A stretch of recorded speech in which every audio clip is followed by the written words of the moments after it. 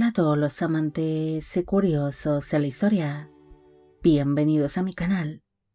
Hoy os traigo la guerra privada y más obsesiva de la reina Victoria, su lucha a muerte contra las ratas. Para la reina Victoria, el imperio británico era orden, moral y expansión.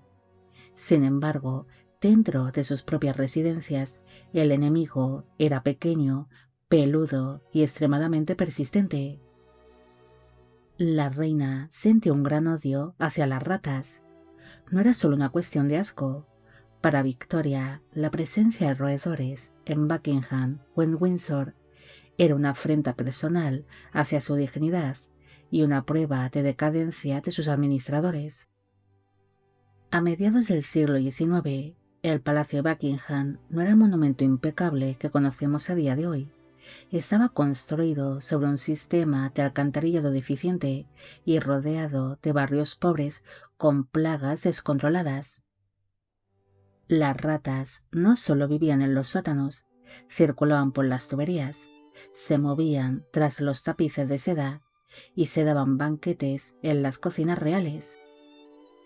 El odio de la reina estalló tras varios incidentes humillantes. Se dice que en una ocasión, mientras Victoria cenaba con sus invitados, una rata cruzó con total impunidad el comedor real.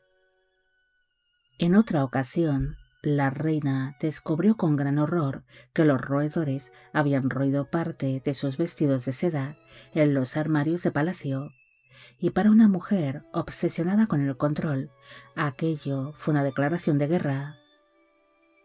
Victoria no se limitó a quejarse, exigió soluciones profesionales. Elevó el cargo de cazador de ratas de la reina a una posición de importancia crítica. El hombre encargado para esta misión fue el legendario Jack Black, quien vestía un uniforme escarlata con un cinturón de cuero adornado con ratas de metal fundido. Black tenía permiso total para circular por las estancias privadas de la reina. Su labor era técnica y constante. Utilizaba hurones, trampas de diseño propio y venenos experimentales.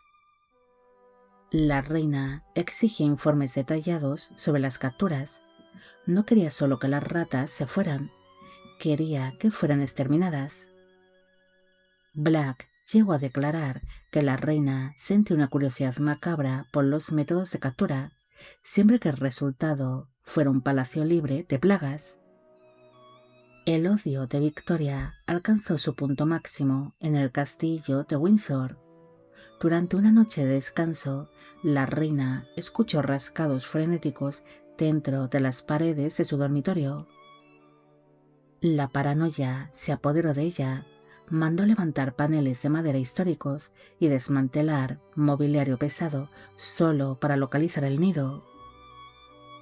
Cuando los cazadores finalmente abrieron el boquete, encontraron una colonia masiva que vivía literalmente a centímetros de la cama real. Victoria se negó a dormir en esa habitación durante semanas.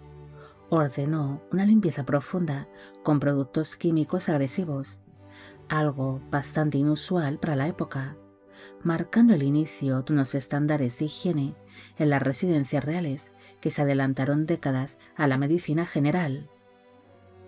Este odio tuvo consecuencias arquitectónicas reales.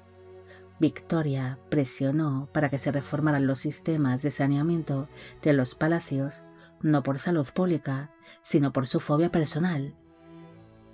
Se sellaron los pasadizos secretos, se sustituyeron suelos de madera por piedra en la zona de servicio y se profesionalizó el servicio de limpieza. Al final de su reinado, Victoria había logrado lo que pocos monarcas anteriores consiguieron: convertir sus palacios en búnkeres higiénicos. El odio de la reina hacia las ratas no fue un capricho, fue el motor que transformó las descuidadas mansiones de los Hanover en las residencias impecables que heredaría la modernidad. Victoria entendía que no podía gobernar un imperio si no era capaz de expulsar a los intrusos de debajo de su propia cama. Bueno amigos, llegamos al final de este vídeo. Espero que os haya gustado esta pequeña historia. Como siempre, agradeceros todo el apoyo que recibe el canal. Mil gracias por ver los vídeos que voy realizando y quisiera agradeceros de corazón el que forméis parte de Biopic Channel.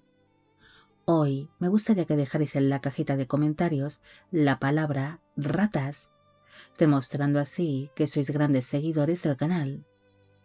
Si disfrutáis de este contenido y queréis apoyar mi trabajo diario, os invito a uniros como miembros del canal.